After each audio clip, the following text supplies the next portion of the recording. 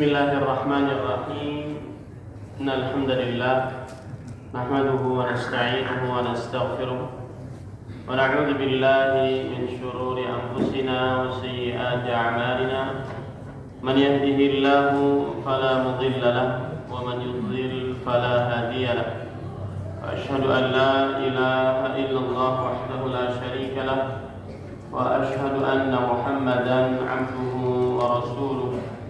Ya ayyuhalladzina amanu taqullaha haqqa tuqatih wa la tamutunna illa wa antum muslimun.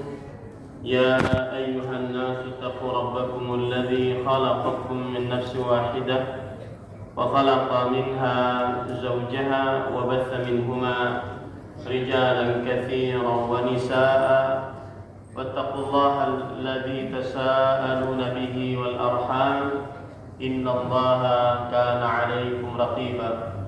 Ya ayyuhalladzina amanu taqullaha wa qulu qawlan sadida yuslih lakum a'malakum wa yaghfir lakum dhunubakum wa man yuti'illaha wa rasulahu faqad faza fawzan 'azima. Amma ba'd, fa inna asdaqal hadits kitabullah wa ahsanal hadi hadi Muhammadin sallallahu alaihi wa ala alihi wa sallam wa syarrul umuri muhdatsatuha wa kullu muhdatsatin bid'ah wa kullu bid'atin dhalalah wa kullu dhalalatin finnar.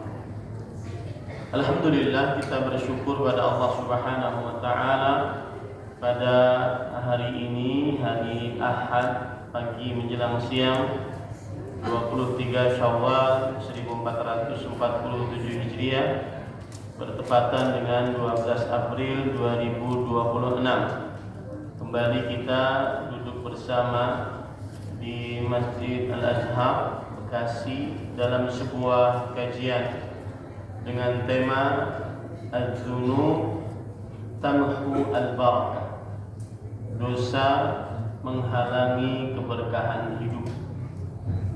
Salawat dan salam semoga selalu Allah berikan kepada Nabi kita Muhammad sallallahu alaihi wa ala alihi wasallam, pada keluarga beliau, para sahabat, serta orang-orang yang mengikuti beliau sampai hari kiamat kelak.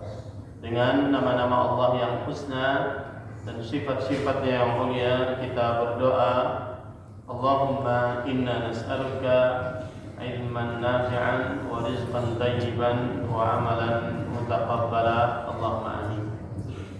Sebelum saya mulai, ada permintaan dari panitia khusus untuk ibu-ibu agar maju ke depan. Ibu-ibu maju ke depan sehingga yang di luar bisa masuk. Silakan maju ibu. Saya tidak akan mulai kecuali maju dulu. Silakan maju, berbagi. Baik. Tema kita adalah dosa menghalangi keberkahan hidup. Apa itu dosa? Dalam bahasa Arab, dosa al-ma'siyah. Apa itu maksiat? Maksiat pengertiannya dikatakan oleh Syekhul Islam Ibnu Taimiyah rahimahullah, khilafut ta'ah, kebalikan dari ketaatan. Itulah dosa, itulah maksiat. Penyelisihan terhadap ketaatan, itulah maksiat. Apa itu ketaatan? Ketaatan ada dua, fi'lu al-ma'mur wa tarku al-mahdhur, mengerjakan yang diperintah dan meninggalkan yang dilarang di dalam syariat Islam. Berarti dosa atau maksiat adalah melalaikan yang diperintah dan melanggar yang dilarang. Karena kita katakan dari maksiat artinya adalah khilafut ta'ah, penyelisihan terhadap ketaatan. Dan ketaatan maknanya adalah mengerjakan yang diperintah, menjauhi yang dilarang. Berarti maksiat adalah kelalaian ataupun meninggalkan yang diperintah dan melanggar yang dilarang. Perbuatan inilah yang menghalangi keberkahan hidup. Timbul lagi pertanyaan, apa yang dimaksud dengan keberkahan hidup? Keberkahan hidup, berkah diambil dari kata barakah. Barakah adalah sebuah kata dari Arab yang huruf dasarnya ba, ro, dan kaf, yang maknanya adalah yang pertama an-numu wa ziyadah, pertumbuhan dan perkembangan, pertumbuhan dan pertambahan. Seperti misalkan Allah berfirman di dalam Al-Quran, Inna awwala baitin wudi'a lin-nas lalladzi bi Bakkata mubarakan. Sesungguhnya rumah pertama yang diletakkan untuk manusia sebagai tempat ibadah berada di kota Bakkah, nama lain dari Mekah, penuh dengan berkah. Penuh dengan berkah. Nah, kata-kata penuh dengan berkah surat Ali Imran ayat 96. Maksudnya berkata para ahli tafsir, di antaranya Imam Al-Qurtubi rahimahullah, fal barakah ja'alahu Allahu mubarakan, ay ja'alahu Allahu ziyadatan litadha'ufil 'amali fi. Allah menjadikan beribadah di Baitullah, di Masjidil Haram penuh dengan berkah. Kenapa? Karena beramal di dalamnya dilipatkan pahalanya. Fal barakah kathratul khair, kata beliau. Maka berkah adalah kebaikan yang banyak dan terus bertambah. Kebaikan yang banyak dan terus bertambah. Apabila dikatakan tadi dosa atau maksiat menghalangi keberkahan hidup, berarti maksud dari tema kita adalah akibat perbuatan dosa, maka kebaikan-kebaikan yang harusnya didapati oleh seorang hamba akhirnya tertahan.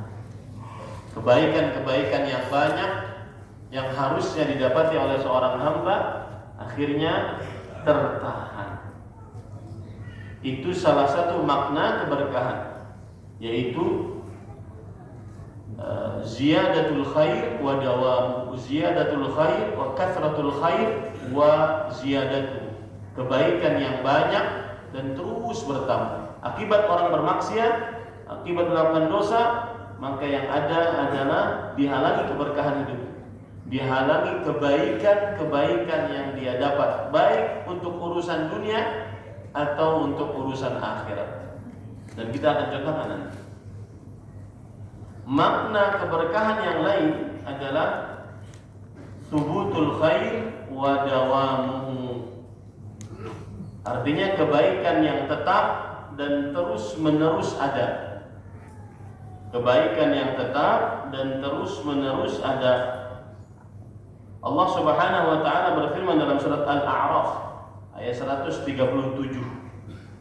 Tsumma awrasna al-qauma alladziina kaanu yustad'afuna masyariqal ardi wa magharibaha allati barakna fiha. Dan kami wariskan kepada kaum yang tertindas negeri-negeri bagian timur, artinya mereka nanti akan menguasai bagian timur, dan juga negeri-negeri bagian barat yang telah kami beri berkah padanya. Bagian barat yaitu Syam, Libanon, Suriah, Palestina, Yordania, tanahnya penuh dengan berkah, subur. Zaitun berasal dari sana, kurma juga berasal dari sana, penuh dengan berkah. Maka Imam Ibnu Jarir At-Tabari rahimahullah ketika mengomentari ayat ini, beliau mengatakan, fal barakah ja'alahu Allah subhanahu wa ta'ala thabitan daiman di ahliha. Allah menjadikan keberkahan, kebaikan tetap dan terus menerus. Maka arti berkah yang kedua adalah kebaikan yang tetap dan terus menerus ada. Berarti kalau kita kaitkan dengan tema kita, dosa, maksiat menghalangi keberkahan hidup, berarti akibat perbuatan dosa, akibat perbuatan maksiat, akibat perbuatan melalaikan perintah syariat atau melanggar larangan syariat, maka dia akhirnya kebaikannya tidak tetap. Kadang ada, kadang tidak ada. Kadang hilang kebaikan hidupnya, baik hidup di dunia ataupun hidup di akhirat. Itulah makna dari tema kita. Dan ini semua tujuan dari tema ini adalah agar kita takut kepada Allah untuk bermaksiat. Jangan bermudah-mudah melalaikan perintah, melanggar larangan. Terkhusus yang sudah lama duduk di majelis ilmu, merasa ilmunya sudah banyak, merasa menjadi ahlu sunnah, sudah mengamalkan sunnah, sudah mengkaji tauhid. Jangan pernah merujuk dengan petunjuk yang Allah Subhanahu wa ta'ala berikan. Karena berbeda orang yang berdosa sesudah dia mengetahui ilmunya dengan orang yang berdosa yang tidak mengetahui ilmunya. Lebih besar dosanya orang yang berdosa yang mengetahui ilmunya hal tersebut adalah diperintahkan lalu dia lalaikan, atau dia mengetahui itu terlarang lalu dia langgar. Lebih besar lagi dosanya dibandingkan orang yang ini tidak tahu perintah, tidak tahu larangan, lalu dia lalaikan perintah, lalu dia langgar larangan. Ada yang bertanya, kalau begitu Ustaz, kita nggak usah nuntut ilmu aja biar nggak tahu. Jawabannya, kalau tidak menuntut ilmu akan jadi kaum Nasrani yang beramal tanpa ilmu. Makanya Sufyan bin Uyainah rahimahullah, seorang tabi'ut tabi'in, berkata, man fasada min ulama'ina fa fihi syabahun bil yahud, wa man fasada min ubadina fa fihi syabahun bin nasara. Siapa yang rusak dari ahli ilmu kita, ada ulama-ulama su, ulama-ulama yang buruk, mengajarkan keburukan atau tidak mengamalkan ilmunya, maka di dalam dirinya ada semacam sifat kaum Yahudi. Kaum Yahudi itu tahu tentang nabi terakhir, sifat-sifat mereka. Di antaranya Heraklius. Heraklius itu dia tahu sifat-sifat Rasul sallallahu alaihi wasallam. Makanya ketika dia bertanya kepada Abu Sufyan tentang sifat-sifat nabi yang mengaku di Mekah, Heraklius bertanya apakah dia mempunyai nasab yang tinggi, apakah dia yang mengikutinya adalah orang-orang yang lemah, apakah setelah masuk ke dalam agamanya orang-orang lemah tadi tetap ataukah murtad setelahnya, kemudian apakah dia menerima hadiah atau menerima sedekah. Jadi pertanyaan-pertanyaan detil menunjukkan bahwa Heraklius tahu tentang adanya nabi terakhir di akhir zaman, tetapi mereka tidak tahu kalau nabi itu dari Arab. Yang mereka tahu bahwa nabi tersebut kemungkinan besar dari Bani Israel. Kalau ada seorang yang berilmu yang kemudian tidak mengamalkan ilmunya, melalaikan perintah, melanggar larangan, lebih besar dosanya. Dan ada sifat keyahudian di dalam dirinya. seakan-akan seperti sifatnya orang Yahudi, berilmu tapi tidak mengamalkan. Sudah tahu Nabi Muhammad SAW adalah mempunyai sifat-sifat Nabi di akhir zaman di dalam kitab mereka tertulis, tetapi mereka tidak mengamalkannya, tidak mau beriman kepada Rasul SAW. Dan sebaliknya, kalau tidak berilmu lalu beramal, maka di dalam dirinya ada sifat-sifat kenasranian yang beramal tanpa ilmu. Itu adalah makna dan tujuan dari tema kita, agar kita takut untuk bermaksiat. Maka harus disebutkan bahaya dan dampak negatif dari maksiat yang kita kerjakan. Bapak Ibu saudara-saudari yang dimuliakan oleh Allah Subhanahu wa taala, saya akan bacakan perkataan dari Imam Ibnu Qayyim Al-Jauziyah rahimahullah di dalam kitab beliau Ad-Da' wad-Dawa, penyakit dan obatnya, atau nama kitabnya juga, nama lain dari kitab ini, Al-Jawabus Syafi liman Al-Jawabul Kafi liman sa'ala 'anid dawa'is syafi. Jawaban yang memuaskan bagi siapa yang bertanya tentang obat yang menyembuhkan.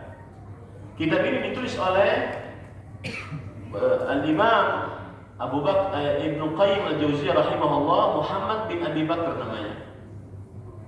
Dan kitab ini ditulis sebagai jawaban atas orang yang bertanya, saya terperosok ke dalam maksiat, kecanduan bermaksiat, tetapi berusaha untuk bertobat, ternyata semakin kecanduan. Kenapa dan bagaimana caranya? Kemudian beliau menjawab, akhirnya menjadi kitab. Dan Fadilat Syekh Profesor Dr. Abdul Razak bin Al-Mursid bin Hamad Al-Badr hafizahullah taala, beberapa kajian beliau menyebutkan sangat-sangat diberikan taufik oleh Allah apabila seseorang masih muda membaca kitab ini.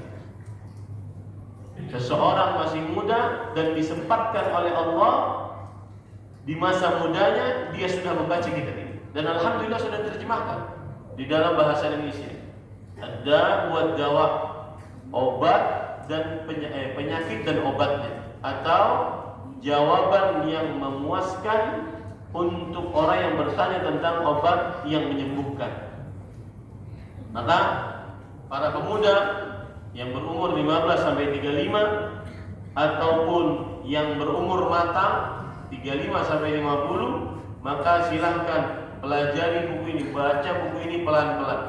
Di dalam buku ini ada sebuah pasal yang menyebutkan tentang dampak negatif dari dosa dan maksiat, yaitu tema kita, dosa menghalangi keberkahan hidup. Saya bacakan, beliau menulis mengatakan begini, wa min 'uqubatiha, termasuk daripada siksa dari dosa dan maksiat adalah annaha tamhaqu barakatal umur, bahwa dosa dan maksiat menghabiskan, menghancurkan keberkahan umur.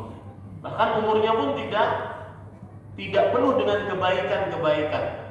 Mungkin sering sakit, mungkin sering lemah, ya. Menghancurkan keberkahan umur, atau mungkin waktunya digunakan untuk sesuatu yang tidak bermanfaat,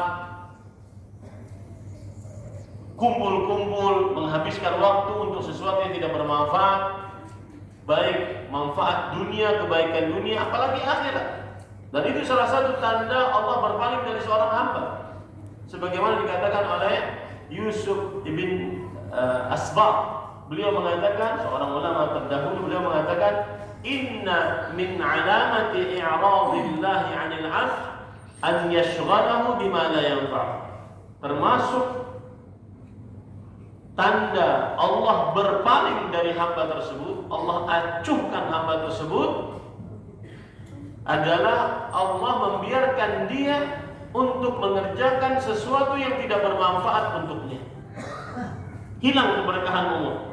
Kita lanjut, wa barakatir rizq, dan menghabiskan keberkahan rezeki. Rezekinya terasa kurang, rezekinya bahkan mungkin sedikit, rezekinya punya banyak tapi tidak ada hasil, keberkahannya hilang. Wa barakatul ilm, dia menuntut ilmu tapi tidak mengamalkannya. Sering duduk di majelis ilmu tapi tidak mengamalkannya. Ini hilang keberkahan ilmu gara-gara maksiat. Wa barakatul amal, dia beramal tidak ikhlas, hilang keberkahan amalnya. Meskipun dia beramal tapi tidak berpengaruh terhadap dirinya. Sholat tapi tidak tanha 'anil fahsya wal munkar, tidak mencegah kepada dari perbuatan keji dan munkar. Baca Quran tetapi tidak sembuh-sembuh penyakitnya. Padahal Allah berfirman, wa nunazzilu minal Qur'ani ma huwa shifaa. Kami turunkan Al-Qur'an yang merupakan obat penyembuh. Berzikir tapi hatinya tidak tenang, berpuasa akan tetapi syahwatnya tetap naik. Ini semua adalah hasil dampak negatif dari maksiat yang dia kerjakan. Dia ahli ketaatan tetapi dihapus, dihilangkan, dihancurkan oleh Allah keberkahan amalnya. Wa barakatat ta'ah, gara-gara bermaksiat akhirnya dia tidak taat kepada Allah, dan itu sebuah kelaziman. Maksiat kesialannya adalah membuat seseorang malas taat. Garis bawahi itu baik-baik. Maksiat kesialannya adalah membuat seseorang malas taat. Contoh, sholat malam yang kita di bulan Ramadan digembleng oleh Allah, dididik oleh Allah, sholat malam dan witir sebulanan penuh. Tetapi malam pertama kita meninggalkan sholat malam sampai malam tadi nggak pernah sholat malam lagi, adalah malam Lebaran. Malam pertama kita tinggalkan sholat malam, malam Lebaran. Sampai malam ini tidak witir. Malam tadi nggak pernah witir. Mushaf yang kita baca di bulan Ramadan, hari pertama di bulan Syawal sampai tanggal 23 ini, 22 ini belum terbuka sampai sekarang. Akibat maksiat itu, bukan karena kemalasan. Kemalasan datang akibat maksiat. Ada keberkahan hidup. Keberkahan hidup di dalam ketaatan, kesialan hidup di dalam kemaksiatan. Makanya beliau kemudian mengatakan, wa bil jumlati tamhaqu barakatad dini wad dunya. Dan secara ringkas, maksiat, dosa, melalaikan ketaatan, melanggar larangan adalah menghapuskan keberkahan agama dan keberkahan dunia. Keberkahan agama dan keberkahan dunia. Beliau berkata, "Fala tajidu aqalla barakatan fi umrihi wa dinihi wa dunyahu mimman 'asa Allah." Engkau tidak akan dapati orang yang paling sedikit berkahnya di dalam umurnya, dunianya, agamanya dari orang yang bermaksiat kepada Allah. Umurnya pendek, orang bermaksiat umurnya pendek. Ya.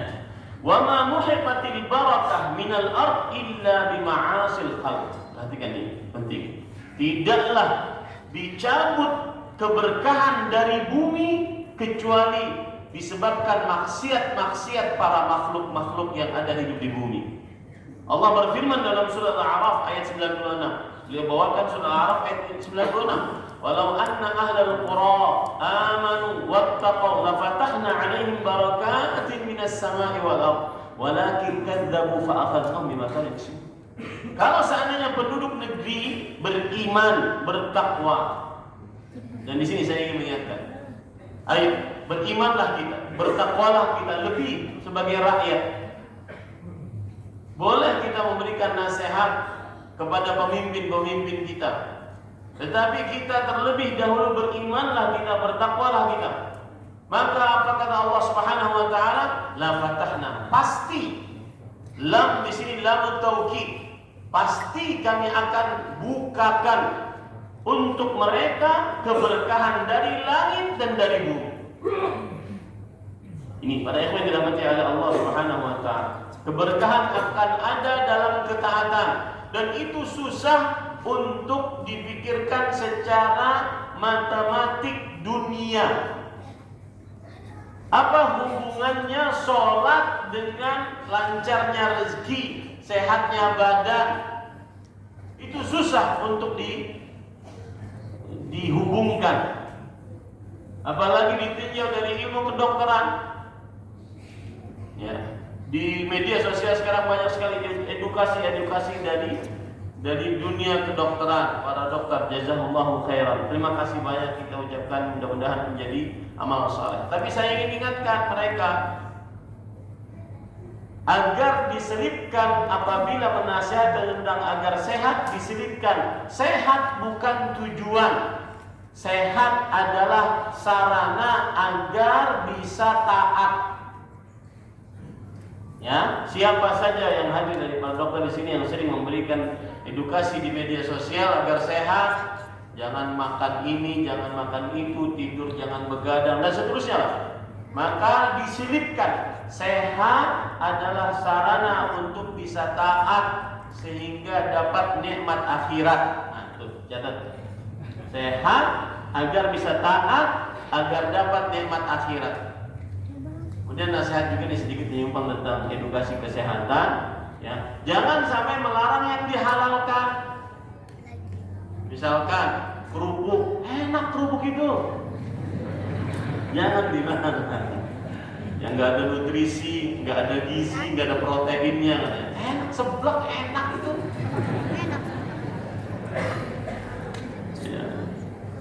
Ya ayuhan nas, kulu mimma fil ardi halalan thayyiban. Wahai manusia, makanlah apa yang ada di bumi yang halal dan baik. Jangan dilarang. Ya asalkan tidak banyak-banyak. Rasulullah SAW, kulu washrabu walbasu wa tasaddaqu min ghairi saraf wala makhil. Makanlah sesukamu, minumlah sesukamu, asal yang halal ya. Kemudian bersedekahlah sesukamu, berpakaianlah sesukamu. Tanpa dua hal, berlebih-lebihan dan mendatangkan kesombongan. Itu yang tidak boleh. Jeroan enak.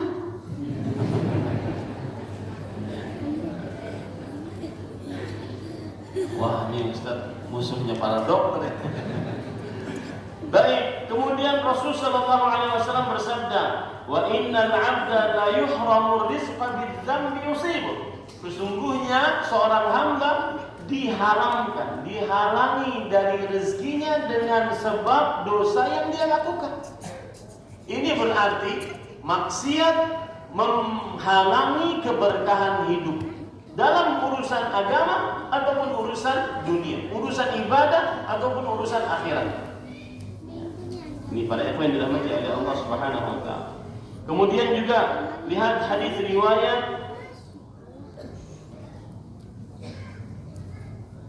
riwayat Imam Al-Baihaqi. Kemudian juga Imam Hakim dan yang lainnya, dan hadisnya sahih, yaitu Inna Ruhal Qudus, sesungguhnya Jibril nafatha fi raw'i, memberikan wahyu kepadaku, annahu lan tamuta nafsun hatta tastakmila rizqah. Sesungguhnya setiap nyawa tidak akan pernah mati sampai menyempurnakan rezekinya. Fattaqullah wa ajmilu fit talab. Bertakwalah kepada Allah, takwa dulu, taat dulu, dan perbaguslah dalam mencari rezeki. Fa innahu la yunalu ma 'indallah illa bi ta'ati. Sesungguhnya tidak didapat keberkahan dari sisi Allah kecuali dengan ketaatan kepadanya. Pemahaman balik dari hadis ini bahwa seseorang diharamkan mendapatkan keberkahan dalam urusan rezekinya dengan kemaksiatan. Maka yang berdagang, yang mau memulai usaha baru, sudah usaha sebelumnya rugi, dia mulai lagi, hubungi dulu Allah Subhanahu wa taala. Man aslaha sariratahu aslahallahu alaniyatahu. Imam Al-Qayyim mengatakan, siapa yang memperbaiki hubungan rahasianya dengan Allah, maka Allah akan perbaiki hubungan yang nampaknya di hadapan Allah Subhanahu wa taala. perbaiki dulu. Pemahaman baliknya, dosa, maksiat, melalaikan perintah, melanggar larangan adalah menghalangi keberkahan rezeki. Sebagaimana hadis ini. Dan sedikit menyimpang tentang rezeki. Hadis ini para ikhwan merupakan dalil tegas bahwa kita tidak perlu khawatir tentang rezeki karena sudah dibagikan oleh Allah Subhanahu wa taala. Sebagaimana perkataan Abdullah bin Mas'ud radhiyallahu anhu, "Innallaha qassama bainakum akhlaqakum kama qassama bainakum arzaq." Allah telah membagi di antara kalian akhlak kalian. Si fulan penyabar, si fulan temperamental, si fulan penuh syukur, si fulan penuh kufur, si fulan pemaaf, si fulan pendendam. Itu sudah dibagi oleh Allah. Sebagaimana Allah telah membagi rezeki kalian. Si fulan kaya, si fulan miskin, si fulan setengah kaya, setengah miskin. Si fulan selama umurnya dia dapat sekian miliar sampai mati. Itu sudah dibagi oleh Allah. Mau kita cari dengan cara yang halal, cara yang haram tidak akan pernah berubah. Nominalnya sudah ditentukan oleh Allah dalam kitab Lauhul Mahfuz sampai kita mati. Jangan takut. Berarti kalau begitu, yang kita lakukan dalam mencari rezeki adalah berusaha mencari rezeki yang halal. Karena rezekimu baik dengan cara yang halal atau yang haram tidak akan pernah berubah. Yakin itu baik-baik. Bahkan perhatikan baik-baik. Inna rizqa yudrikul abda kama yudrikul mautu rizq, kama yudrikul mautu al-ajal. Sesungguhnya rezeki itu akan mencari orangnya sebagaimana kematian akan mencari orangnya. Begitulah kematian. Antum berpikir, coba sekarang yang sehat-sehat, yang tadi mau edukasi kesehatan, badannya ya dia ngangkat barbel, badannya bagus sampai 8 lipatannya.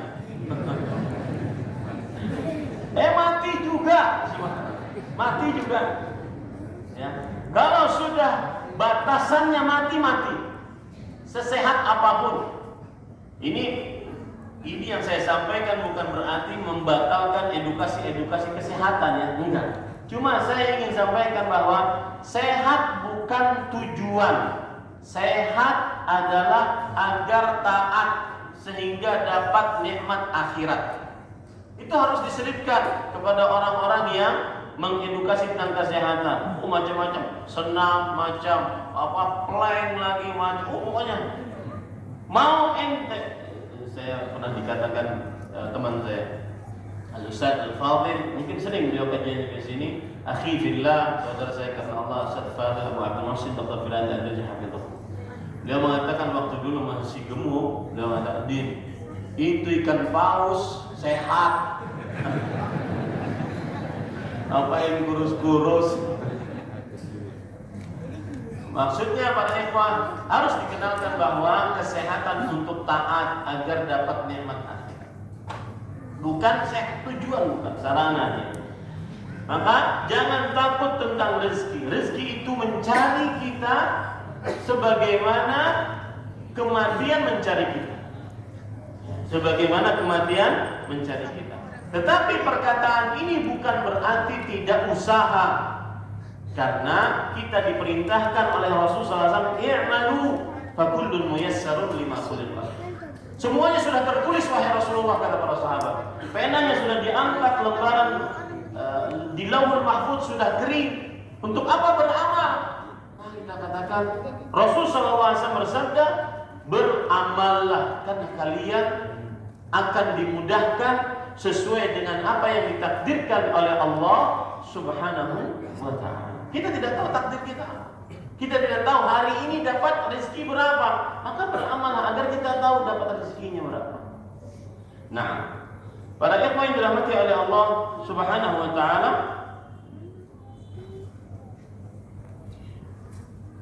ini perhatikan perkataan yang lain. Beliau mengatakan, "Walaysat ini perhatikan yang workaholic, yang pagi, siang, sore, malam, dunia aja dalam hidup. Enggak pernah duduk di majelis ilmu, tidak pernah baca mushaf, baca Quran. Kemudian kalau sholat cepat-cepat, tidak ada ba'diyah qabliyah. Kenapa? Karena pelanggan nunggu. Lihat, perhatikan baik-baik. Beliau mengatakan, "Wa laysat sa'atur rizq wal 'amal bi kathrati." Bukanlah luasnya rezeki dan banyaknya amal, banyaknya perbuatan itu dengan, saya ulangi, bukanlah luasnya rezeki dengan banyaknya usaha. Karena sudah ditentukan oleh Allah Subhanahu wa taala. Wala tulal umur bi kathrati syuhur wal a'wam. Bukanlah panjangnya umur dengan banyaknya bulan dan umur. Walakin sa'atur rizq wal umur bil barakati bih. Tetapi panjangnya umur dan luasnya rezeki yang sebenarnya adalah ketika umur itu ada berkahnya, ketika rezeki itu ada berkahnya. Orang punya rumah megah, mobil mewah, harta bertumpuk ruah, dolar, real, rupiah, emas, perak, dia punya semua. Imam Ibnu Qayyim mengatakan itu bukanlah harta yang banyak kalau tidak ada berkahnya. Begitu juga sehat badan atletis. Ada sebagian ustaz atau sebagian orang lah, nanti sebagian ustaz nanti dituju lagi kepada yang lain. Ini susah ngomongnya tuh. Ada sebagian orang bisa lari 5 kilo di videoin. Sudah 5 kilo, ngapain nanti videoin ngapain? Ya. Kemudian bukanlah sehat badan pada panjangnya umur, bukanlah sehat jasmani pada panjangnya umur, akan tetapi pada keberkahan di dalam sehat tersebut. Seperti ceritanya Syekh Abdul Razak bin Muhsin. Ini ada 2 cerita berkaitan dengan beliau. Saya waktu beliau kesini kemudian jadi tim lekat. Suatu ketika kita ke hotel menemui seorang pendakwah yang cacat, tidak bisa bangun, tetapi beliau berdakwah kemana-mana. Lihat, cacat tubuhnya, tapi bisa berdakwah kemana-mana. Datang Syekh, saya di belakang, kemudian orang tersebut minta maaf. Mohon maaf, saya tidak bisa bangun untuk menyambut engkau. Kata Syekh, perkataan beliau, perhatikan. Al-i'aqah laysat fil atraf, innamal i'aqah fil qulub. Saya dari dulu mencanangkan, mendapatkan pelajaran bahwa cacat bukan pada anggota-anggota tubuh, tetapi cacat sebenarnya adalah pada qalbu. Banyak orang yang sehat, banyak orang yang panjang umurnya, banyak orang yang sehat matanya, sehat telinganya, sehat kakinya, tapi dia tidak pergi ke masjid, tidak baca Quran dengan matanya, lisannya sehat tidak bisa baca Quran, telinganya sehat mendengar hal-hal yang diharamkan. Ini bukan keberkahan hidup namanya, bukan keberkahan kesehatan namanya. Dan cerita yang kedua, beliau di Masjid Nabawi melihat seorang, beliau sebutkan dalam cerita itu orang Indonesia yang mana dia berdiri di dalam bulan Ramadan di atas 1 kaki sholat. Saya baca 1 juz, dia masih berdiri. Berarti orang ini sholat dengan membaca 1 juz. Dia masih berdiri, lalu setelah itu ruku, lalu setelah itu sholat seperti biasa. Sholatnya lama. Dari situ kata beliau, saya mendoakan orang tersebut sudah memberikan pelajaran kepada saya yang berarti. Pelajarannya adalah yang saya sebutkan tadi. Al-i'aqah laysa fil atraf, innamal i'aqah fil qulub. Yang cacat sebenarnya bukan pada cacat anggota tubuh. Cacat sebenarnya pada cacat iman. Berapa banyak orang yang cacat anggota tubuhnya tetapi lebih banyak ibadahnya, hidupnya penuh dengan berkah. Matanya sehat tetapi tidak banyak hafalan Al-Qur'annya. Mata lisannya sehat, tidak bisu, tetapi tidak banyak bacaan Al-Qur'annya. Beda dengan orang yang bisu ataupun orang yang buta yang pakai mushaf braille. Ya, maka ini semua akan diminta pertanggungjawaban oleh Allah Subhanahu wa taala. Maka perhatikan baik-baik. Laisat sa'atur rizqi wal 'amal bi kathrati. Bukanlah luasnya rezeki dengan banyaknya rezeki tersebut. Wala tulal umur bi kathrati syuhur wal 'awam. Bukanlah panjangnya umur dengan panjangnya dia diberi umur oleh Allah Subhanahu wa taala. sampai 70, 80 masih sehat. Ya, akan tetapi walakin sa'atar rizq wal 'umr bil barakah. Keluasan rizki sebenarnya ketika rizkinya penuh dengan berkah. Dia gunakan untuk ketaatan, dia gunakan untuk program-program keislaman yang bermanfaat untuk kaum muslimin dan juga kesehatannya. Ini pada ikhwan yang dirahmati oleh Allah Subhanahu wa taala. Baik. Poin selanjutnya saya akan sebutkan perkataan atau dosa-dosa yang harus dijauhi. Supaya nanti, kenapa saya sebutkan ini di awal? Supaya nanti ada gambaran, ini dosa harus saya jauhi. Karena temanya sudah antum pahami, yaitu dosa menghalangi keberkahan hidup. Paham kan? Paham tak? Tidak. Sallallahu alaihi Muhammad. Kita tutup kajian kan sudah paham. Makanya saya akan menyebutkan berbagai macam dosa dan mohon bersabar ya. Ada sekitar 30-an dosa. Mohon saya menyebutkan saja kemudian dalilnya. Bahwa ini dosa. Sehingga dalam benak kita bahwa ini harus dijauhi. Ini harus dijauhi. Baik.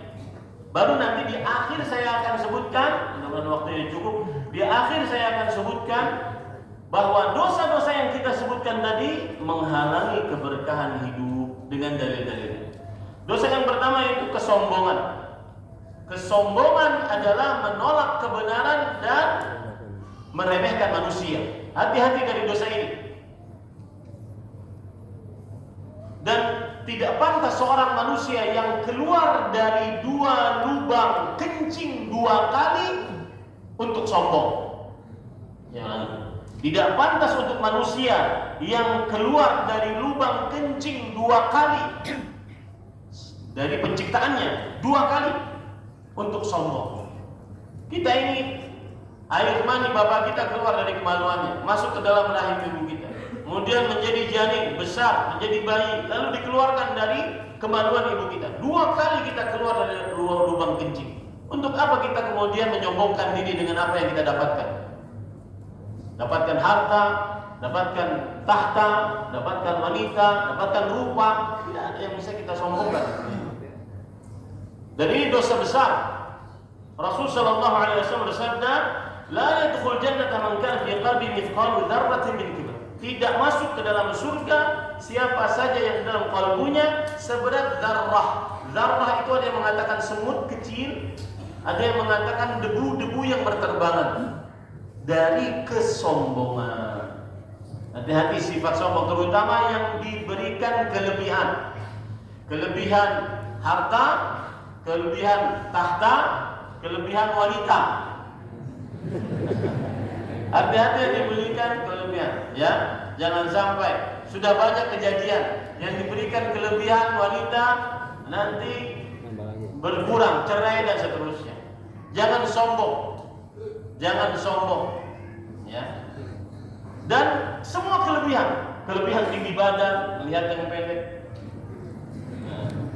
Kelebihan berat badan. Jangan sombong melihat yang tinggi.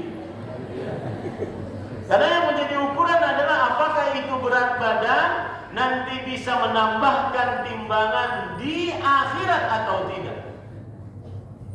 Oh, berarti kita ditimbang. Iya. Karena ada hadis Rasul sallallahu alaihi wasallam, "Innahu la ya'ti ar-rajulu as-saminul 'azim la yazinu 'inda Allah janah ba'd." Nanti pada hari kiamat akan datang orang besar, gemuk, tetapi beratnya di timbangan tidak ada seberat sayap nyamuk. Beda dengan Abdullah bin Mas'ud ketika naik pohon kemudian ditertawakan oleh sahabat-sahabat Rasulullah SAW. Kenapa? Karena betisnya sangat kurus. Kata Rasulullah SAW, "Mimma tadhakun?" Kenapa kalian tertawa? Kemudian kata para sahabatnya, "Min diqqati saqai." Karena saking kurusnya wahai ceking kurus betis beliau wahai Rasulullah SAW. Kedua betis beliau. Kata Rasul sallallahu alaihi wasallam, "Lahuma fil mizan athqalu min Uhud." Sungguh 2 betis tersebut di dalam timbangan di hari kiamat lebih berat daripada beratnya gunung Uhud. Ada sebagian yang menghitung gunung Uhud dengan lebar 7,5 km, dengan panjang 7,5 km, kemudian lebarnya 2 meter, tingginya sekitar 1 km sekian, dengan jenis batu andesit, kemudian pendekatannya bentuk limas. Ada yang menghitung 18,819 miliar ton. Dua betisnya lebih berat daripada itu. Jadi para ikhwah yang gemuk-gemuk jangan sedih. Karena kadang-kadang repot banget. Gimana Ustaz mau kurus? Yang paling utama, kurus atau gemuk bisa ibadah enggak? Alhamdulillah dapat jawaban Ustaz. Jadi enggak usah kurus-kurus juga. Kadang-kadang stres mau gemuk mau kurus. Ente ibadah enggak dengan kegemukanmu atau kekurusanmu? Itu yang paling utama. Ya, itu yang paling utama. Berarti saya dapat jawaban nih Ustaz. Nah, kemudian yang kedua, riya. Rasul sallallahu alaihi wasallam bersabda, "Man samma'a Allahu bih, wa man yura'i Allahu bih." Yang artinya, siapa yang memperdengarkan suaranya kepada orang lain agar dipuji, Allah akan hinakan dia. Dan siapa yang memperlihatkan amalannya kepada orang lain padahal dia bisa tutup agar dipuji, maka Allah akan hinakan dia. Riya adalah beramal, memperlihatkan amal untuk dilihat agar dipuji atau memperbagusnya. Jadi dua poin dia, memperlihatkan amal atau memperbagusnya agar dilihat sehingga dipuji manusia. Kalau seandainya ingin dilihat agar jadi contoh, beda hal. Beda masalah. Yang ketiga yaitu dusta, al-kadhib. Hati-hati, jangan sampai seseorang berdusta. Bahkan untuk membuat orang tertawa jangan berdusta. Wailun lilladzi yuhadditsu bil hadits liyudhika bihi al-qaum fayakdzib, wailun lahu wailun lahu. Neraka wail bagi orang yang berbicara agar orang lain tertawa, tapi dengan dusta. Celaka baginya, celaka baginya. Jangan dusta, jangan dusta. Al-mu'min la yakdzib, orang beriman tidak berdusta. Rasul sallallahu alaihi wasallam juga bersabda, "Innal kadhiba yahdi ilal fujur." Ini sebuah kepastian. Dusta menghantarkan kepada keburukan. Itu pasti. Tidak mungkin ada kebaikan dari dusta. Wa innal fujur yahdi ilan nar. Keburukan menghantarkan kepada neraka. Wa la yazalu ar-rajulu yakdzibu wa yataharra al-kadhib hatta yuktaba 'inda Allah kadzdzab. Masih saja orang berdusta, kemudian dia akhirnya menjadi tukang dusta di sisi Allah Subhanahu wa taala. Artinya apa? Sekali berdusta sekali berdusta maka dia akan terbiasa berdusta. Jangan sampai berdusta para ikhwah yang dirahmati oleh Allah Subhanahu wa taala.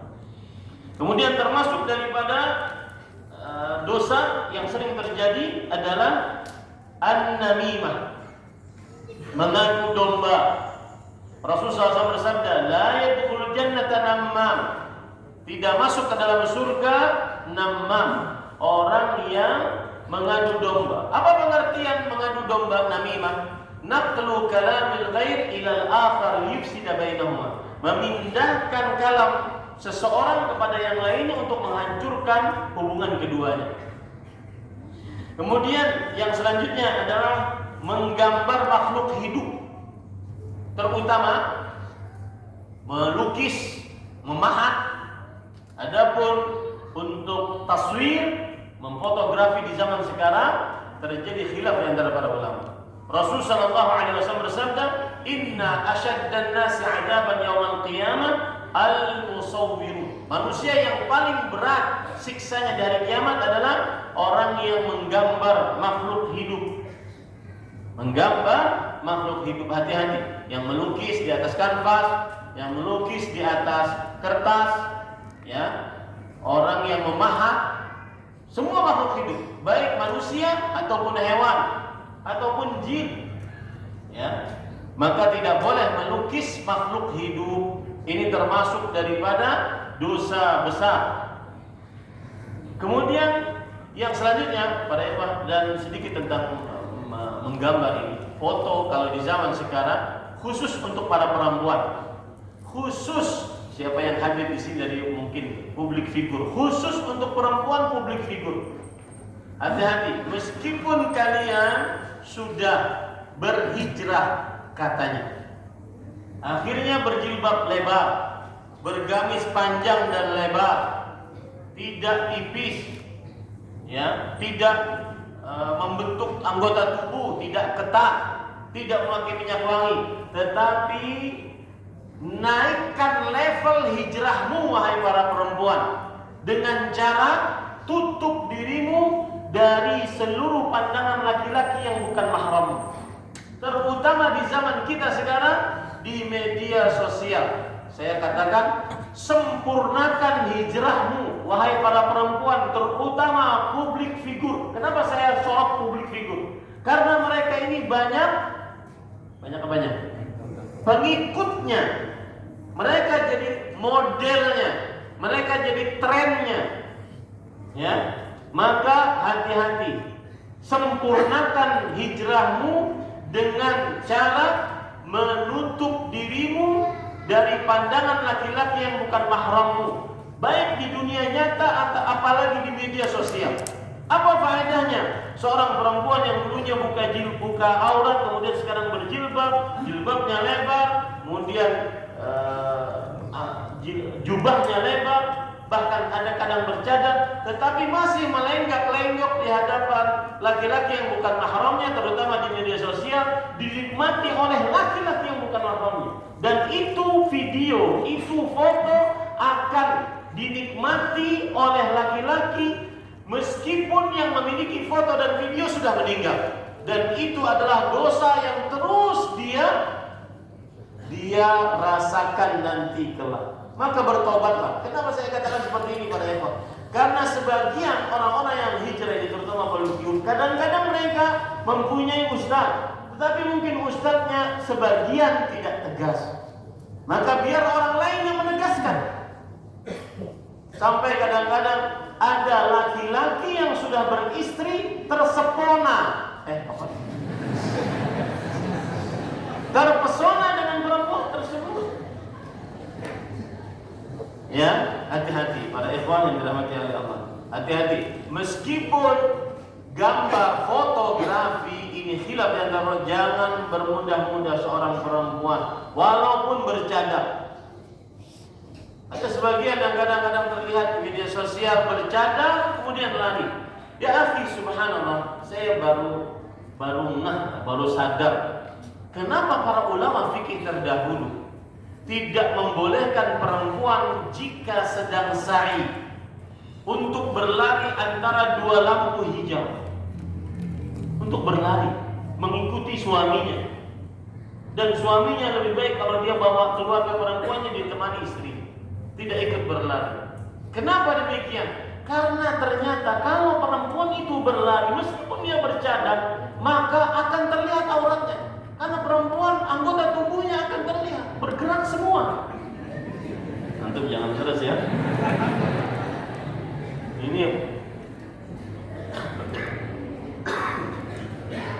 Ini adalah contoh saja. Tidak manfaat cadarmu jika engkau tetap tampil di media sosial. Akan dinikmati oleh seluruh laki-laki yang bukan mahramnya. Bahkan dia bercita-cita, bahkan ada yang melakukan maksiat gara-gara tampilanmu di media sosial. Meskipun dalam keadaan berjilbab lebar yang lengkap sesuai dengan syariat. Hati-hati kepada anak-anak perempuan. Saya tadi pagi ngobrol dengan beberapa kawan di Masjid Al-Ikhlas. Ada sebagian, saya punya anak perempuan Ustaz, katanya. Dia punya kamar sendiri karena sudah dewasa. jarang sekali ketemu dengan dia. Kecuali kalau dia pulang dari luar ataupun mau keluar dari rumah, baru itu ketemu. Jadi hidupnya cuma di kamar. Saya nasihatkan hati-hati Pak. Mungkin hidup real life-nya, hidup nyatanya adalah dia berjilbab keluar, menjaga aurat, tapi hidup near life-nya di media sosialnya dia buka-buka. Dan sekarang banyak dia dapat duit. Hanya dengan buka-buka, joget-joget sedikit dapat duit. Hati-hati Bapak Ibu saudara-saudari yang dimuliakan. Jangan-jangan yang kita bicarakan sekarang itu adalah ada di antaranya keluarga-keluarga perempuan kita. Nah, kemudian ghibah, termasuk dosa adalah ghibah. Zikruka akhaka bima yakar, kata Rasulullah SAW. Menyebutkan keburukan saudaramu dengan sesuatu yang dia benci. Maka ini termasuk daripada dosa besar, ghibah. Ya, apalagi kadang-kadang menghibah. Zikruka akhaka bima yakar, menyebutkan saudaramu dengan sesuatu yang dia benci. Menyebutkan saudaramu dengan sesuatu yang dia benci dan tidak di hadapannya, itulah ghibah. Dan ini di zaman sekarang hati-hati. Kalau menghibah satu orang mungkin kita bisa minta halal, tapi kalau menghibah satu negara, satu suku, dasar Arab, itu seluruh orang Arab minta pertanggungjawaban belakangnya. Ya, dasar Jawa, itu seluruh orang Jawa yang beragama Islam minta pertanggungjawaban pada hari kiamat. Ghibah internasional. Hati-hati pada itu. Kemudian yang selanjutnya, ini termasuk daripada yang sering terjadi zaman sekarang adalah al-la'n, mencaci, berkata kasar, berkata kotor. Rasul sallallahu alaihi wasallam bersabda, "La'nul mu'min kaqatli." Yang artinya mencaci, melaknat, menghina, merendahkan orang beriman seperti membunuhnya. Di zaman sekarang kata-kata kasar sangat mudah keluar dari orang yang marah. Berbeda dengan zaman dahulu. Ya, kalau sudah marah, kesenggol dikit motornya, langsung keluar seluruh hewan di kebun binatang. Ya, umpatan, cacian, makian, subhanallah. Ini hati-hati para ikhwan yang dirahmati Allah. Kemudian yang selanjutnya al-hasad. Iyyakum wal hasad, fa innal hasad ya'kul hasanat kama ta'kulun narul hatab. Yang artinya jauhi oleh kalian sifat hasad. Bahasa Indonesianya iri atau dengki. Sesungguhnya hasad menghapuskan kebaikan sebagaimana api membakar kayu bakar. Tidak tersisa kebaikannya. Bakar kayu bakar. Kayu bakar yang dibakar tidak akan bisa diambil manfaatnya. Ini para yang dirahmati oleh Allah Subhanahu wa taala. Hasad artinya adalah tamanni zawalin ni'matil ghaib. Berangan-angan nikmat orang lain hilang dari dirinya, dari orang lain tersebut. Itulah hasad. Misalkan ada teman nikah, yang kedua, yang ketiga, hasad ya. Mudah-mudahan cerai loh.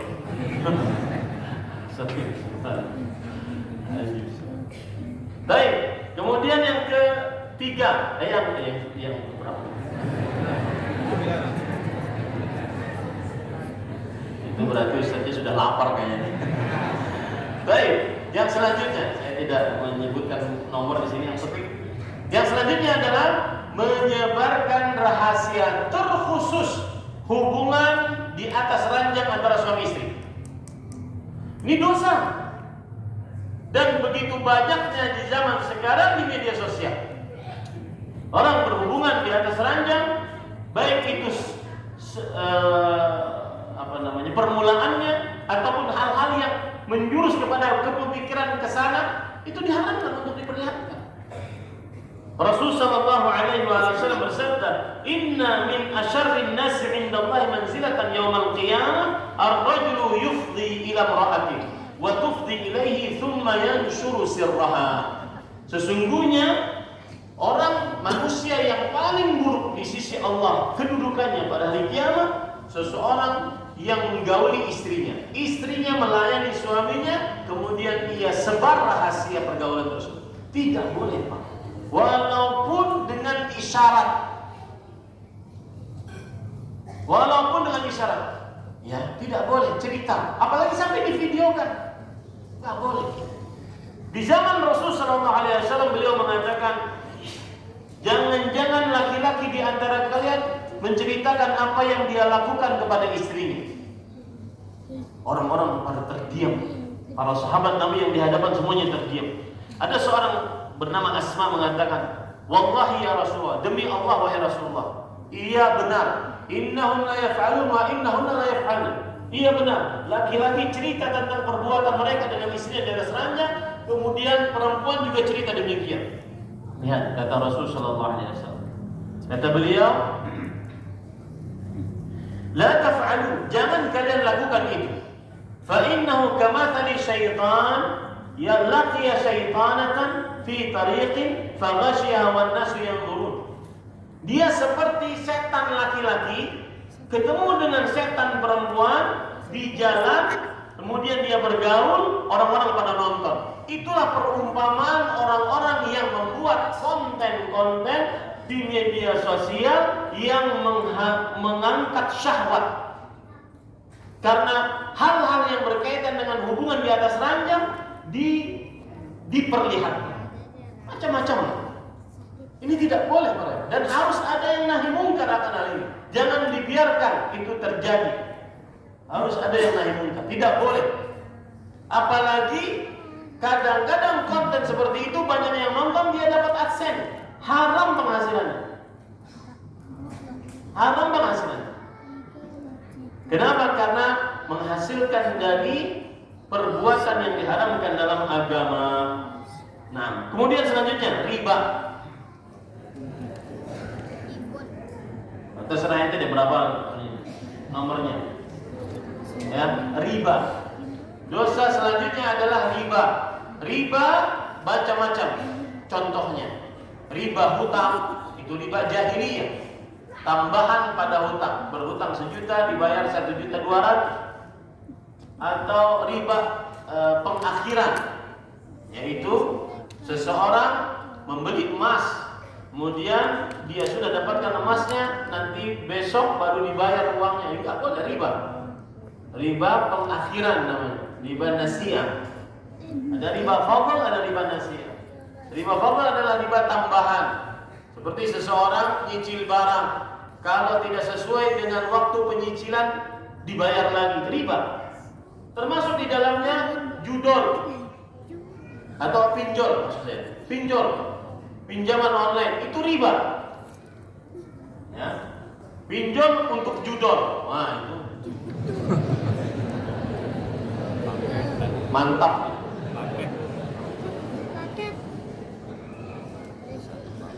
Nah, Rasul sallallahu alaihi wasallam bersabda, la'ana Rasulullah sallallahu alaihi wasallam akila riba wa mukilahu wa syahidaihi wa katibahu wa qalahum sawa. Rasul sallallahu alaihi wasallam melaknat artinya mendoakan agar orang tersebut diusir, dijauhkan dari rahmat Allah. Siapa yang makan harta riba? Maksudnya yang memberi hutangan, karena dia akhirnya makan harta riba. Dan yang memberi makan harta riba, yang berhutang, dan kedua saksinya, dan yang menulisnya, semuanya dikatakan oleh Rasulullah SAW sama dosanya, dapat laknat dari Allah Subhanahu Wa Taala. Termasuk di dalamnya adalah, misalkan orang mau jual rumah, developer mau jual rumah, kemudian yang beli rumah tidak sanggup untuk cash atau tidak sanggup untuk menyicil tanpa pihak ketiga. Akhirnya harus pergi ke pihak ketiga dengan catatan ada riba di situ. Ini yang punya rumah yang mau jual juga termasuk di dalamnya, dia akan kena riba. Hati-hati para ikhwan yang dirahmati Allah. Termasuk di dalamnya adalah idmanul khamar, yaitu kecanduan minuman yang memabukkan. Rasul sallallahu alaihi wasallam bersabda, la yadkhulul jannata sahibu khams mudminu khamr. Tidak akan masuk ke dalam surga 5 orang. Yang pertama, adalah kecanduan minuman yang memabukkan.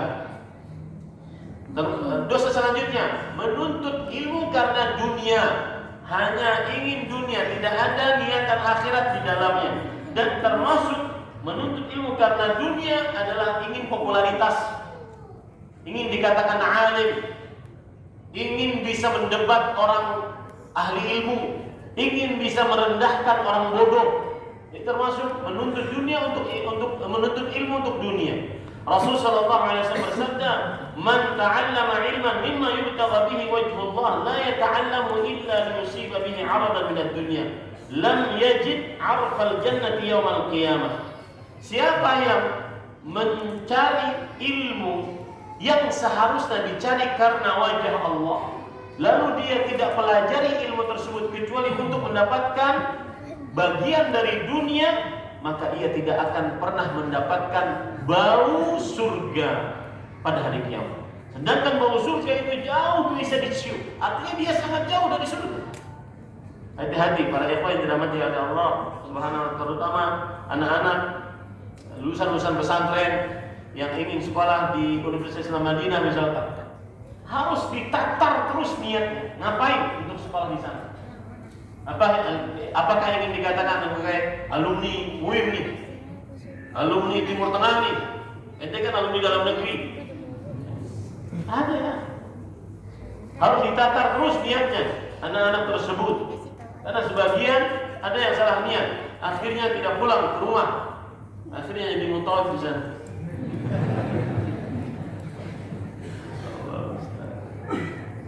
Pada marah kali nanti orang-orangnya.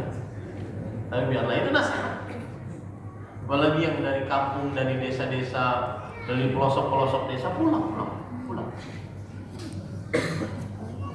Saya jadi ingat seorang ustaz, sudah tua, ustaz selevel Ustaz Abu Fathi Yasin Abdul Qadir Jawas rahimahullah. Masih hidup beliau, saya tidak bisa nyebutkan. Sampai kadang-kadang berdakwah ke pelosok-pelosok.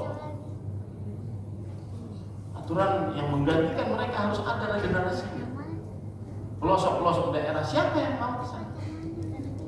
Yang jalannya bukan aspal, jalannya tanah merah. Kalau hujan itu macet, tidak bisa jalan. Ini Pak Evan dirahmati Allah. Kemudian selanjutnya, dosa selanjutnya adalah keluarnya perempuan dengan memakai minyak wangi yang bisa dicium oleh laki-laki yang bukan mahramnya.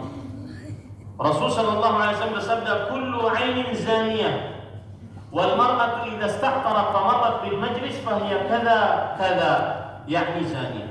Perempuan jika keluar dari rumahnya dengan memakai minyak wangi lalu dia melewati kumpulan orang, maka wanita tersebut adalah pezina. Wanita tersebut adalah pezina. Kemudian termasuk daripada hal yang terlarang adalah dari dosa-dosa. Nah ini penting sekali, yaitu hajruz zauj, menjauhi suami. Tidak mau diajak oleh suami untuk bergaul, menolak ajakan suami bergaul dalam keadaan tidak ada uzur atasnya. Beda hal kalau seandainya dia sakit, dia letih, ya dia baik-baik untuk berbicara kepada suaminya. Rasul sallallahu alaihi wasallam bersabda, "Idza da'a ar-rajulu imra'atahu ila firash, fa abad an taji, la'anatha al-malaikah hatta tusbih." Jika seorang laki-laki mengajak istrinya ke ranjangnya, lalu sang istri menolak untuk melayaninya, maka para malaikat akan melaknatnya sampai pagi. Dan arti laknat tadi yang sudah saya sebutkan, didoakan oleh malaikat untuk mendapat diusir dari rahmat Allah dan dijauhkan dari rahmat Allah Subhanahu wa taala. Termasuk di dalamnya adalah dosa yang selanjutnya, berfatwa tanpa ilmu. Dan ini sangat banyak di zaman sekarang, ketika semua orang bisa menyebarkan videonya, tulisannya. Al-futya bighairi ilm.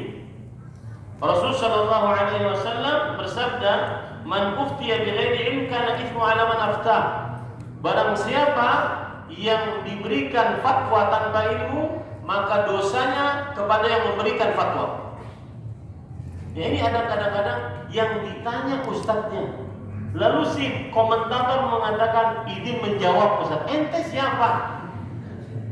Paham maksud saya? Ya. Dan memang itu ada syahwat para ikhwan. Berbicara agama, menjadi pemimpin agama, menjadi ahli ilmu agama itu ada syahwatnya.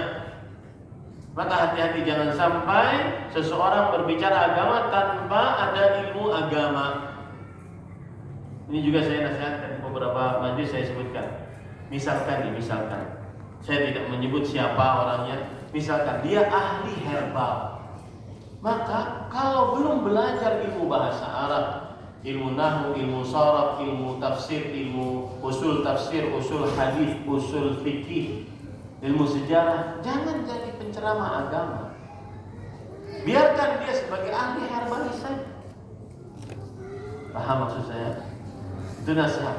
Nasihat kepada jamaahnya, para ikhwan yang dirahmati oleh Allah Subhanahu wa taala. Ketika masjid seperti ini diadakan kajian, maka kajilah ilmu-ilmu yang bermanfaat, yang lebih prioritas, di antaranya perkara akidah, perkara tauhid, perkara ibadah, perkara menjauhi dosa. Itu lebih utama dibandingkan ilmu-ilmu untuk meracik bumbu.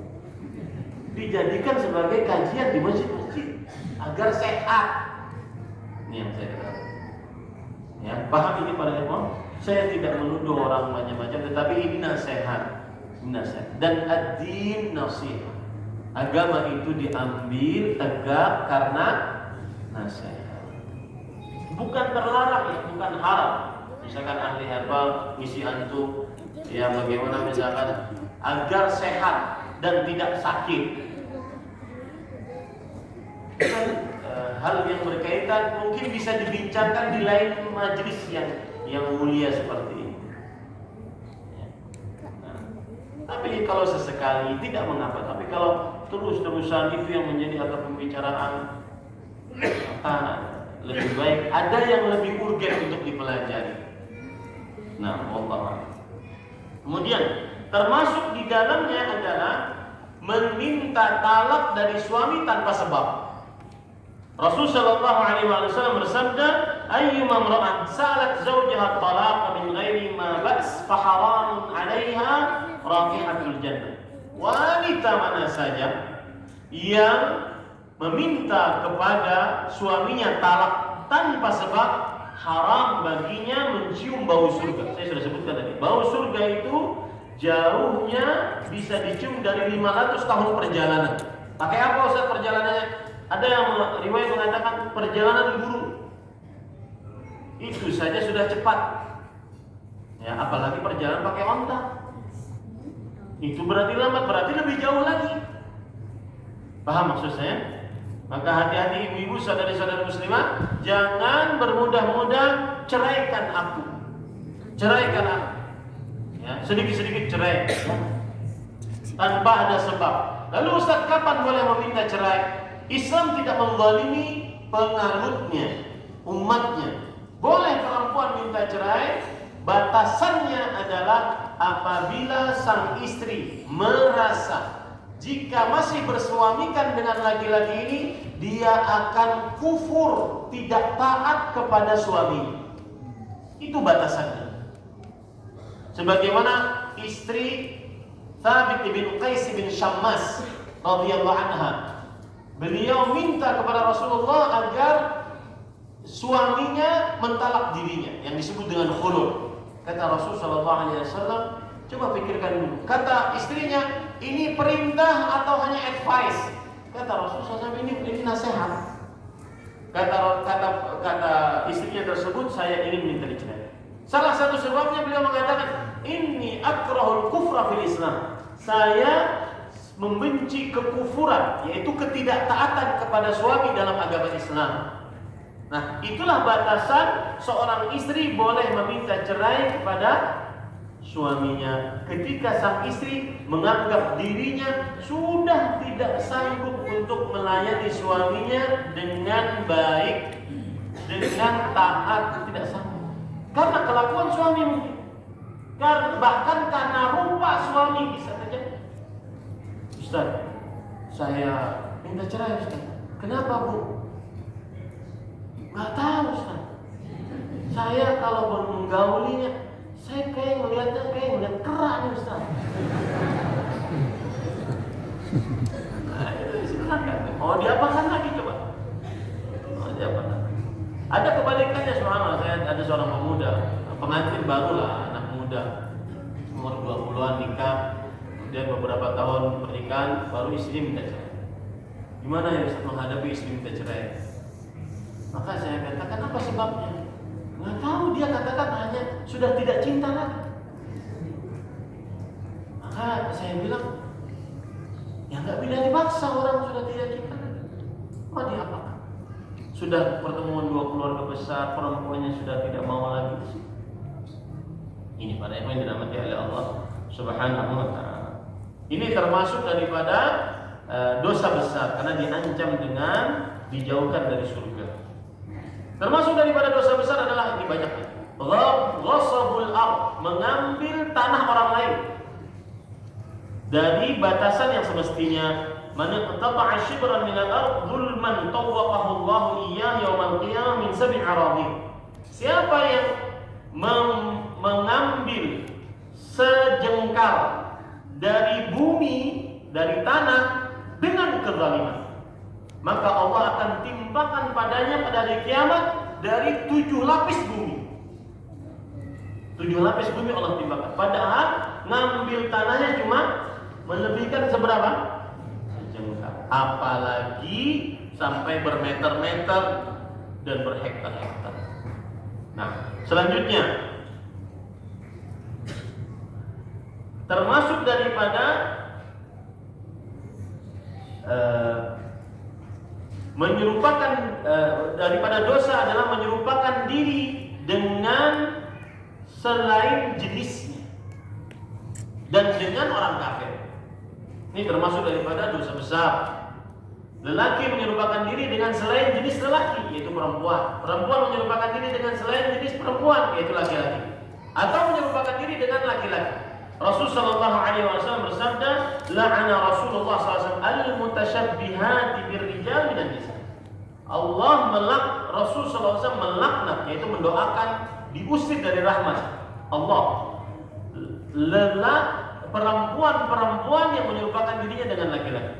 Wal mutasyabbihina bin nisa minar rijal, dan laki-laki yang menyerupakan dirinya dengan perempuan. Kemudian penyerupaan diri laki-laki dengan perempuan itu bermacam-macam. Ada yang disebut dengan bencong. Ini laki-laki tulen, ya, berkumis, berjenggot, badan kekar, laki-laki tulen, tapi dia serupakan dirinya dengan perempuan. Ini sangat tercela. Kemudian ada yang laki-laki memang kemayu, wadam, wanita adam. Artinya apa? Artinya dia laki-laki tapi tubuhnya gemulai, kemudian ngomongannya lemah gemulai. Maka ini ujian bagi dia. Jangan sampai dia ikuti hawa nafsunya. Jangan sampai dia berkata, ini semuanya salah Allah. Kenapa? Raga saya salah tempatnya. Nah, ini keliru. Ujian dari Allah Subhanahu wa Ta'ala, tidak boleh dia ikutkan akan hal tersebut. Ya. Ada yang ketiga, mukhannats. Mukhannats ini seperti yang saya sebutkan tadi yang kedua, apa? Mukhannats ini seperti yang saya sebutkan kedua. Dia memang gemulai, dia memang diberikan oleh tubuh oleh Allah, suaranya juga seperti suara perempuan, tetap dia tidak boleh menyerupakan dirinya dengan perempuan. Mukhannats. Apalagi yang tadi, yang lelaki tulen tadi, ya, itu tetap tidak, itu lebih lagi tidak boleh. Yang seperti ini saja mukhannats tidak boleh. Ada lagi namanya khunsa musykil. Khunsa itu adalah seorang yang memiliki kemaluan, dua kemaluan. Ada seperti itu? Ada. Ya, ada. Saya pernah ditanya oleh orang, Ustaz, saya tidak mempunyai kemaluan laki-laki dan ada kemaluan perempuan. Tetapi anggota tubuh saya tanya, gen antum apa? Ke laki-lakian atau ke perempuan? Karena dia nanya, saya ini laki-laki atau perempuan ya Ustaz? Iya. Antum jangan tertawakan karena ini kan ujian dari Allah Subhanahu. Antum enak, lengkap gitu. Memang laki-laki, memang perempuan jelas gitu maksudnya. Ada orang yang dapat ujian dari Allah Subhanahu. Maka dia nanya, saya ini laki-laki atau perempuan ya Ustaz? Kenapa memang? Kemaluannya ada dua Ustaz. Ada kemaluan laki-laki dan ada kemaluan perempuan. Maka saya katakan, lihat postur tubuh antum. Maka, oh saya berkumis Ustaz. Saya berotot. Maka tentu laki-laki. Ya. Ini makanya poin dirahmati oleh Allah Subhanahu wa taala. Maka hati-hati jangan sampai menyerupakan diri dengan laki-laki kalau dia perempuan dengan perempuan kalau dia laki-laki. Wah, banyak sekali ini. Baik, saya akan pilihkan yang sering terjadi. Nah ini. Termasuk di dalamnya dosa yang terlarang yaitu berkhalwat, berdua-duaan dengan perempuan yang bukan mahramnya. Di zaman sekarang bisa di dunia nyata atau di media sosial melalui internet. Berdua-duaan dengan perempuan yang bukan mahramnya. Ini termasuk daripada dosa. Rasulullah SAW bersabda, "La yakhluwanna rajulun bimra'ah fa inna syaitan thalithuhuma."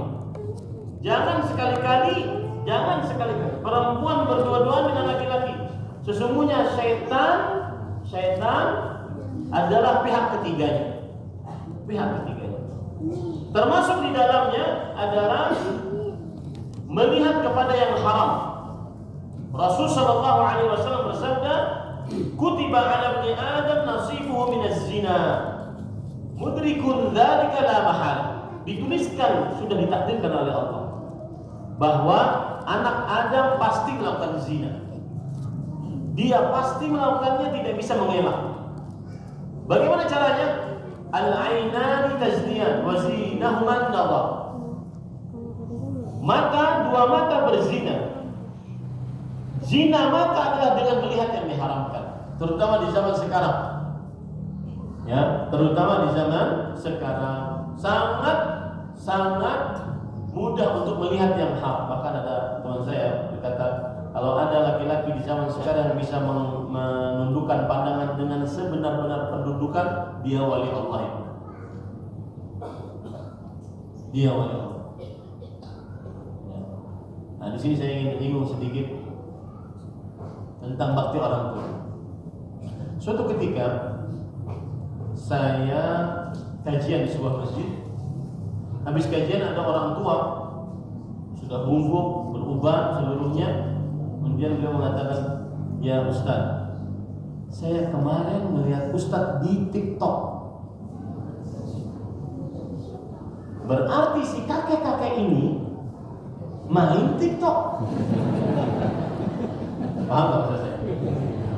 Nasihatnya adalah, hai kalian anak-anak yang sudah mapan, yang sudah matang. Kapan manusia itu matang? 35 sampai 50 yang saya sebutkan tadi. Maka jika ingin memberikan hadiah, kan biasanya umur 40-an itu sudah mapan lah, punya rumah, ada istri, ada anak, ada alat transportasi. Dia ingin kemudian menyisihkan untuk orang tua. Maka hati-hati, hadiah yang engkau berikan, pikirkan dulu. Ini kira-kira membuat orang tua di masa tua yang 50 sampai 60 itu masa tua. 60 sampai 80 itu super tua. Hati-hati ngasih hadiahnya, jangan macam-macam. Jangan yang melalaikannya dari ketaatan. HP misalkan, yang asalnya orang tua pakai HP monokrom, yang bisa cuma SMS dan telepon, yang kalau kucing dilempar dengannya mati. Atau maka jangan dirubah itu, karena dia orang tua 50 sampai 60 itu harus persiapan. Kata Imam Ibnu Jauzi dalam kitabnya Tanbihun Naim, harus persiapan untuk bertemu dengan kawan-kawannya yang sudah mendahuluinya. Harus lebih banyak mengurangi keperluan dunia, urusan dunia harus dia banyak kurangi. Yang ada adalah perbanyak ibadah, zikir, sholat, itu umur 50, 60. Apalagi yang super tua. Nah, kakek tadi sepertinya super tua. 60 sampai 80. Hati-hati, ya. Jangan sampai melalaikan orang tua kita gara-gara hadiah yang kita berikan. Bagus kalau seandainya yang ditonton adalah kajian-kajian seperti kakek tadi bilang. Tetapi bagaimanapun yang kalau sudah main, kita semua tahu yang main media sosial tahu semua apa isinya. Ya. Seberapa persen sih kajian?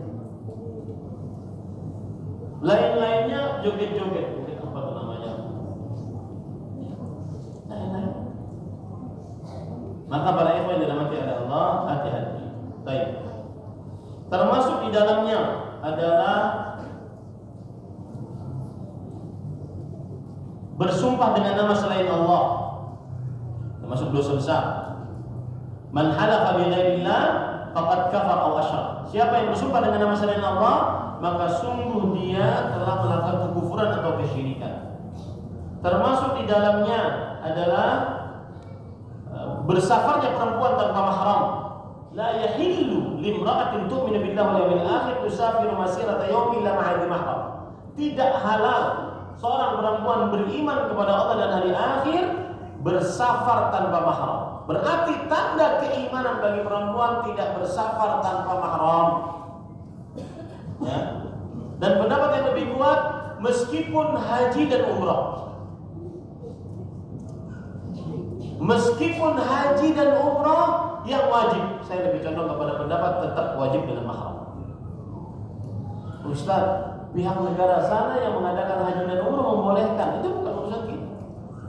Apalagi ini saya dapat kabar, pihak negara sana sekarang membuka fakultas seni, musik, dan apakah kemudian menghalalkan musik? Paham ini pada ikhwan yang dirahmati Allah. Jadi kehalalan keharaman berdasarkan Al-Quran dan Sunnah, bukan berdasarkan sebuah negara, dimanapun negara tersebut.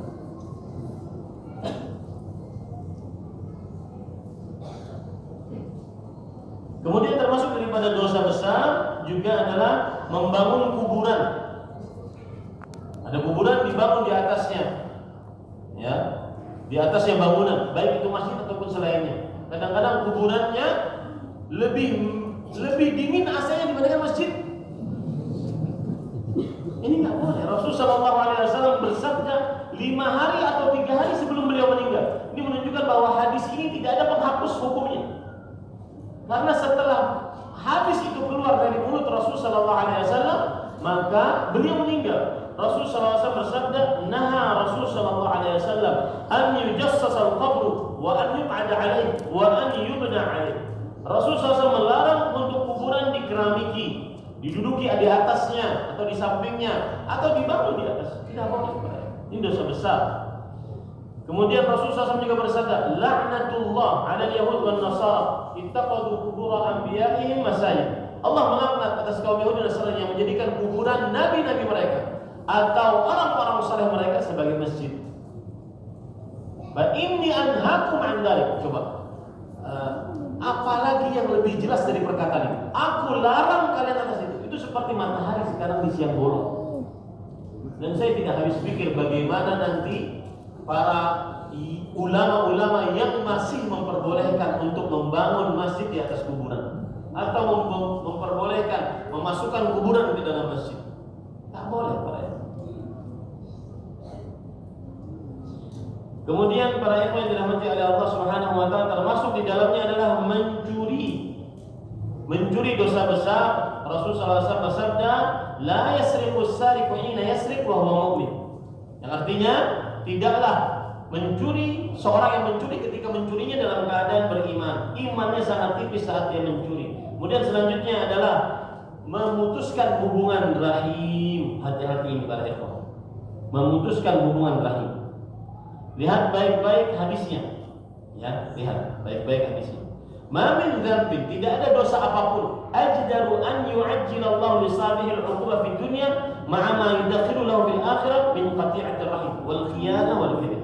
Tidak ada dosa yang Allah ingin segerakan siksanya di dunia, di samping juga disediakan siksanya di akhirat, yaitu dibandingkan dosa memutuskan hubungan rahim. orang yang putus hubungan rahim itu hidupnya susah, nggak berkah. Bermasalah dengan orang tua, tidak tegur sapa dengan orang tua, tidak tegur sapa dengan adik kakak, sekandung, sebapak, seibu, tidak tegur sapa dengan paman, bibi, keluarganya bapak atau keluarganya ibu, tidak tegur sapa dengan keponakan. Itu semua rahim-rahim. Maka sambung hubungan rahim, karena memutuskan hubungan rahim disegerakan siksanya di dunia oleh Allah Subhanahu wa taala. Hati-hati para ikhwan yang dirahmati oleh Allah Subhanahu wa taala. Itu bisa disampaikan tentang dosa-dosa. Sekarang, apa dalil-dalil yang menunjukkan bahwasanya orang yang melakukan dosa dia akan terhalang dari berkah? Yang pertama, para ikhwan yang dirahmati oleh Allah Subhanahu wa taala, perhatikan baik-baik. Apa dosa pertama kali yang dimaksiati Allah Subhanahu wa taala di atas langit? Dosa apa? Dosa hasad. Hasadnya iblis kepada Adam. Apa keberkahan yang terhalang dari dosa si iblis?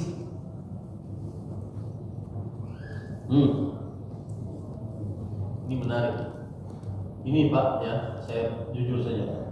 Kalau seandainya nggak ada iblis ini, kita sudah di surga Pak. Nggak di Bekasi Pak, ya Allah panas. Wah, betul nggak?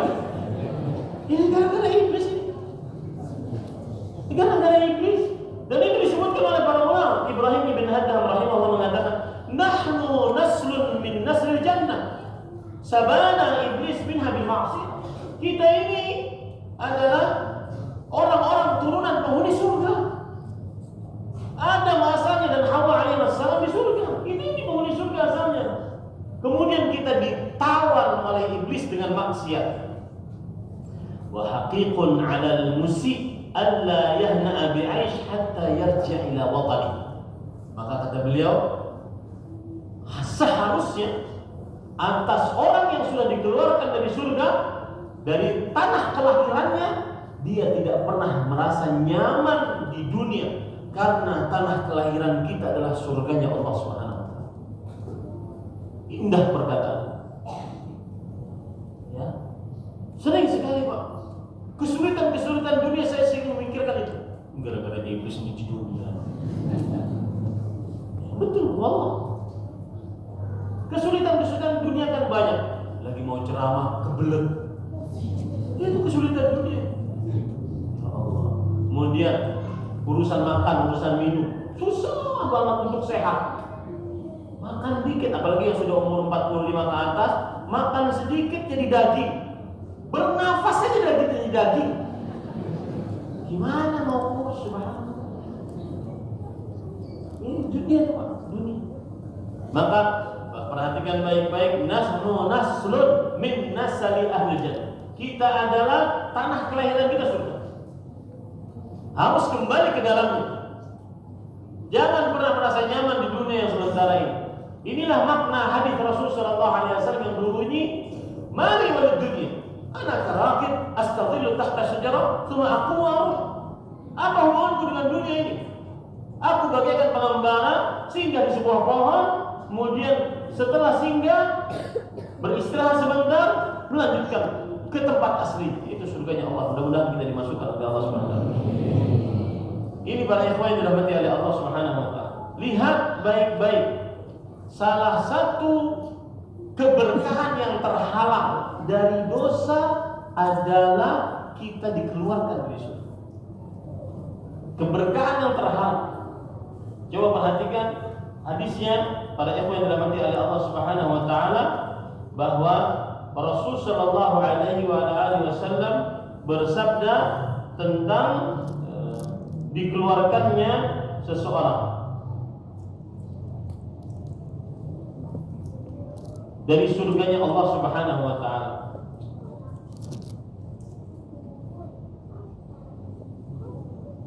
Itu bukan perkataan Nabi, tetapi perkataan para ulama. Awwalu dzambin usiyallahu bihi fis sama al-hasad. Dosa yang pertama kali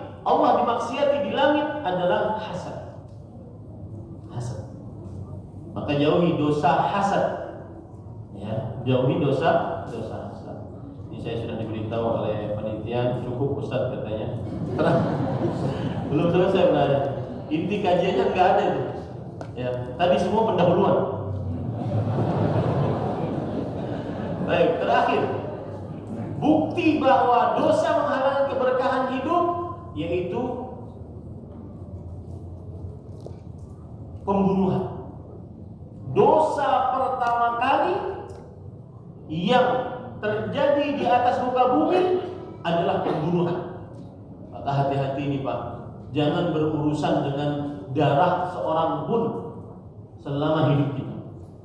Coba perhatikan hadisnya, riwayat Imam Bukhari, "Ma min nafsin tuqtalu zulman." Tidak ada seseorang dibunuh dengan kezaliman illa kana ala ibni Adam al-awwal kiflun min damiha. Kecuali anak Adam yang pertama, yaitu si Qabil, dia penanggung dosa atas pembunuhan yang zalim tadi. Kenapa? Dzalika bi annahu awwalu man sanna. Dialah yang pertama kali membunuh di atas muka bumi. Maka hati-hati dengan dosa pembunuhan dan hati-hati dengan mencontohkan keburukan bagi orang lain. Termasuk mencontohkan keburukan bagi orang lain, saya kembali kepada tadi, public figure yang mengajak kemaksiatan. Ini yang bisa disampaikan. Ada pertanyaan? Masih ada waktu 10 menit.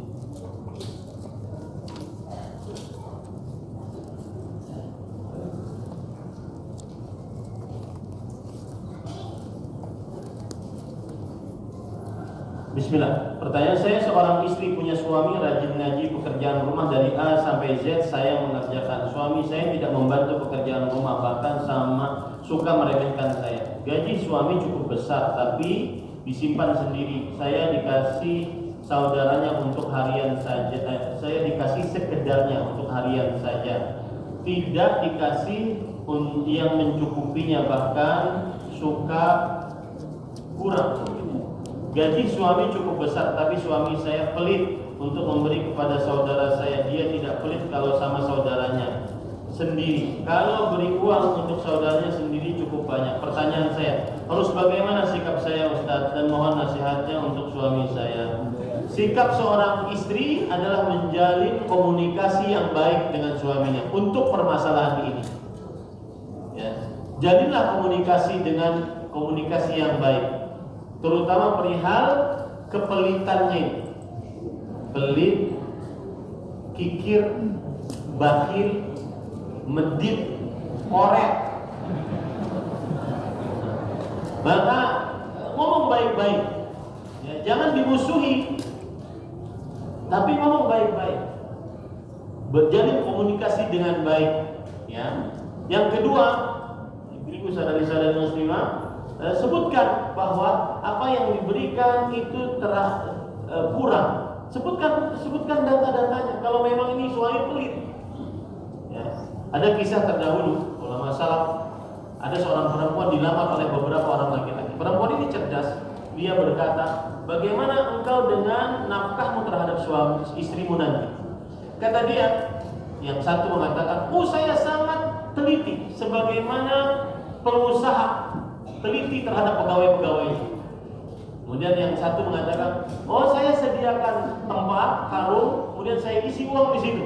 Kapan habis saya isi lagi. Maka kata seorang perempuan ini, saya pilih yang kedua. Semestinya seorang laki-laki, bapak ibu saudara-saudari yang dimuliakan oleh Allah, nafkahilah istri dan jangan bakhil.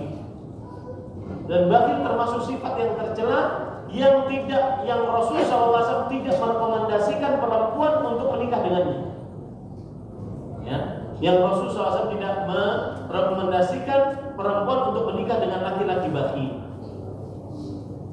Kemudian Rasulullah SAW bersabda, la yastami'u asy-syuhhu wal iman fi qalbil 'abdi abadan. Hadis riwayat Imam Ibnu Majah. Tidak akan terkumpul sifat bakhil dan keimanan di dalam diri seorang hamba selamanya. Dan subhanallah para ikhwan, Rasulullah SAW bersabda untuk menafkahi istri jangan bakhil. As-sadaqatu 'ala miskin sadaqah, was-sadaqatu 'ala dzir rahim sadaqatun wasilah. Sedekah terhadap orang miskin sedekah. dianggap pahala sedekah. Tapi sedekah kepada yang mempunyai rahim, termasuk di dalamnya istri kita yang kita nikahi, hanya ada hubungan dengan kita, maka itu adalah sedekah dan menyambung hubungan rahim. Jadi jangan bakhil terhadap istri, jangan bakhil. Wallahu a'lam. Kemudian orang yang dermawan tidak ada yang tidak tertahan rezeki. Karena Rasulullah SAW bersabda, "As-sadaqatu burhan." Sedekah itu adalah bukti iman. Dan orang yang paling berhak untuk disedekahi istri kita dan anak-anak kita. Maka jangan bagi para lelaki, ya. Allah. Kalau kita manfaatkan sosial media untuk jualan produk digital seperti workshop, anak atau buku-buku pelajaran tanpa menunjukkan wajah tapi hanya suara sebagai media promosi, apa itu boleh? Ya, asalkan jangan suaranya terlalu mendayu-dayu, melemah lembutkan. Karena Rasulullah SAW, Allah berfirman di dalam Al-Quran, ya nisa an-nabi, Allah Subhanahu wa taala berfirman, fayatma' alladhi fi qalbihi marad wa qulna qawlan ma'rufa. Wahai para perempuan, janganlah engkau lemah lembutkan suaramu, maka orang-orang yang di dalam kalbunya ada penyakit akan tamak kepadamu. Tetapi ucapkanlah ucapan yang baik, ya. Ucapkanlah ucapan yang baik. Tidak juga harus teriak-teriak pas jualan. Misalkan saya punya warung, kemudian yang jaga istri saya, ya. Maka saya katakan jangan lemah lembut, ya. Kalau ada pedagang, jangan lemah lembut. Kemudian dia ada pedagang laki-laki, beli apa?